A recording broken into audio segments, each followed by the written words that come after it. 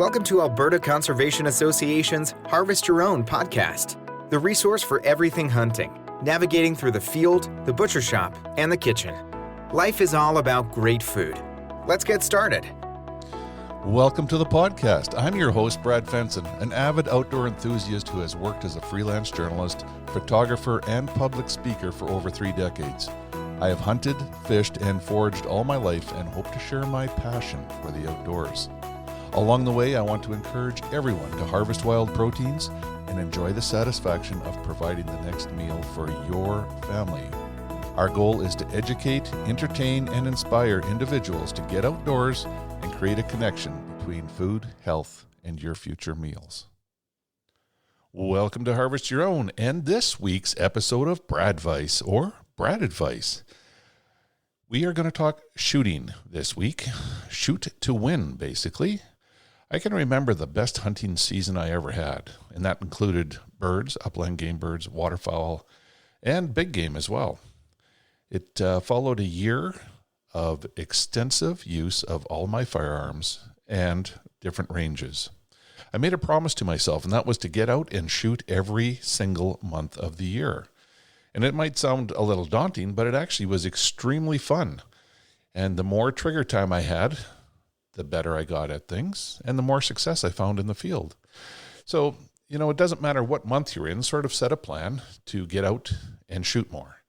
That could be as simple as having a pellet gun, if you live out in the country or plan to go visit somewhere in the country, going to an indoor range in one of the cities, going out to one of the ranges that you might be a member of, or find one that you can go as a guest.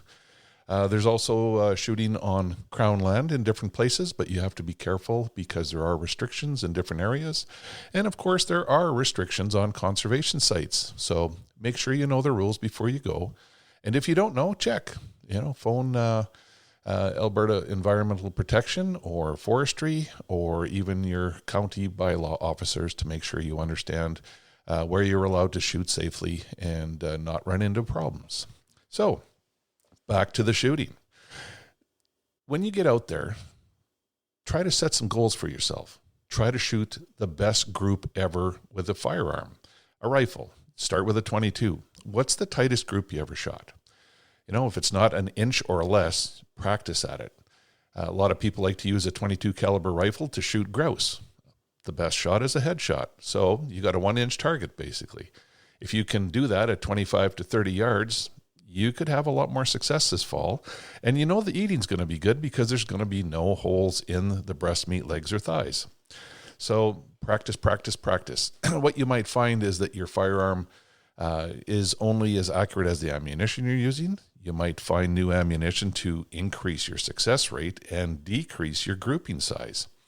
If you're a big game hunter, use the rifle you intend to use in the field. So whether you have your dad's old 30-30 or your mom's 308 or you have a fancy Magnum caliber, you're going to want to shoot it to get used to it. That doesn't mean you have to do all your practicing with it. Shoot it so that you can increase and improve your accuracy and decrease your group size. So it also teaches you a good form.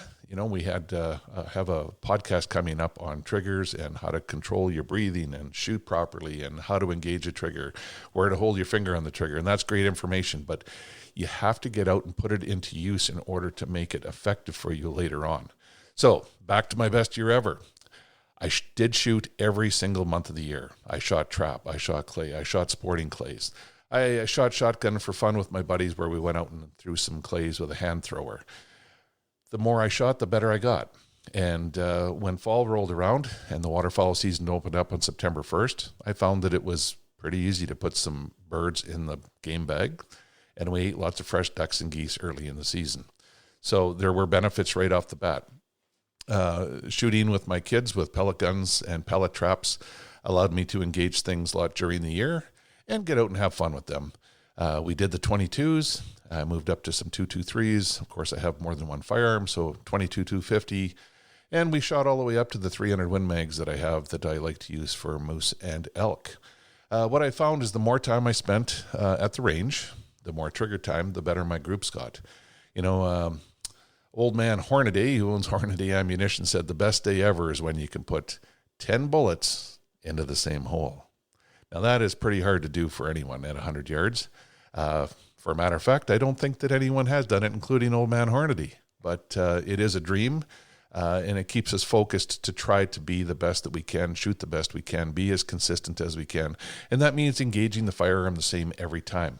The more time you spend shooting, shoot every month, you develop those habits and forms that become second nature when you're in the field. So you pick up your gun, and you're going to see clearly through the scope without having to move around, move your head back and forth. It's also going to tell you if you have to make some adjustments to those optics. If you pick it up and don't see a clear picture through it immediately, you might have to make some alterations and move that scope forward or backward for the proper eye relief so that when you do engage it, that reticle's clear, the picture's clear from edge to edge in the scope, and you're ready to go. So it's a training lesson, but it's also a learning lesson. And it's also a lesson to fine-tune your equipment for yourself to fit and feel good and know that as soon as you pick it up, you're going to know where to point it and see your target clearly. You know, those are all things that we take for granted at times, but it's hard to do. The other thing is keeping your reticle level when you shoot. You know, if you're not, if you don't have good form and you're really not sure if you're holding your scope level, you can get some with an electronic level in them, but you can get a level to put on your bases or on the mount of the gun or on your scope. And it's a quick look. You turn your scope, you look at the level, see where the bubble is, if it's good. And the more you use it, the more that level becomes second nature. Pretty soon you don't have to look at it because you look at your reticle and you're like, I know that's level. So shoot, and more shooting. Again, if you're shooting a rifle and you're at 100 yards and you got a grouping of 4 inches between 3 or 4 or 5 shots, you got to work on it a little bit. Yes, it's minute of deer. Yes, you could probably fill the freezer, but we also want to have the utmost respect for the wildlife we chase. And that means being as accurate as possible so that we don't wound something or lose it or make a poor shot. And the tighter our groups, the more accurate we shoot, the less chance there is, the less risk there is of having a problem or making a mistake. So take your time, engage the gun the same every time you go to the range. Keep a diary. You know, keep your targets or take pictures of them so that you can see those group sizes.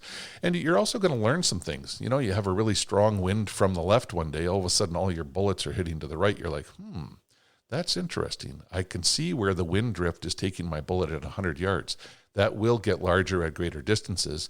But that learning while you're on the range and seeing what happens to a bullet in different environmental conditions is really critical to success when you're out in the field and you're being challenged by our environments. You know, whether it's raining hard, snowing, cold, whatever, we learn every time. Again, shooting every month allows you to engage your firearms with different clothing on. Whether you got a t-shirt on, you know, the recoil might feel different. It might fit different in your arm. Instead of having 3 layers of shirts and sweaters and hoodies and vests and jackets and all the rest of it, where you might actually have to make some alterations to your stock or even that scope mount again in order to keep your everything in focus and to know that you're going to shoot accurately right from day one. So those are the reasons why it's important. The reasons for yourself is because it is fun. You'll get better at it. You'll have more confidence. And in the end, you'll probably end up be able to harvest more game, whether it's birds with a shotgun, with a .22, whether it's big game with a muzzleloader, or even a shotgun with slugs or a center fire. Of course, this also goes for archery shooters. You know, the more you shoot, the better you get. And I know society's busy, families are busy, so make sure you get a friend that also likes to do this and get them engaged. So you got someone to push you a little bit on those days where you might feel too tired or don't think there's time or you got too many other things on your plate. You know, start a shooting club. The one summer, I actually had 4 buddies. We entered league for sporting clay, and we went out every single week. And because there was a group of us, it's like going golfing. We got our shotguns, we had our ammunition ahead of time. We got out, we shot lots. We certainly shot better in the fall. We had incredible success rates on our waterfowl and our pheasant hunts and our grouse hunts and all that. So you can make it fun. You can set it up on your calendar. You can set it up with different objectives. But overall, it's fun and it's going to make you a better shooter overall. So, like I said, get out your calendars, put dates on there where you're going to go to the range or find a place to shoot or find a way to shoot. Maybe that's the way to look at it these days. Have fun, increase your success rate, and before you know it, you will be harvesting your own. We hope to inspire people to reconnect with nature and appreciate where your food comes from by harvesting your own. For more information on getting started or to learn specifics about the Field to Fork experience, visit harvestyourown.ca and follow on Facebook and Instagram. Check back often for new material, recipes, and videos that are posted regularly. Please subscribe to Harvest Your Own podcast and take the time to rate and review the show to help us build a dedicated core of passionate hunters as our regular audience. Until next time, embrace the outdoors and all it has to offer. Thanks for joining us.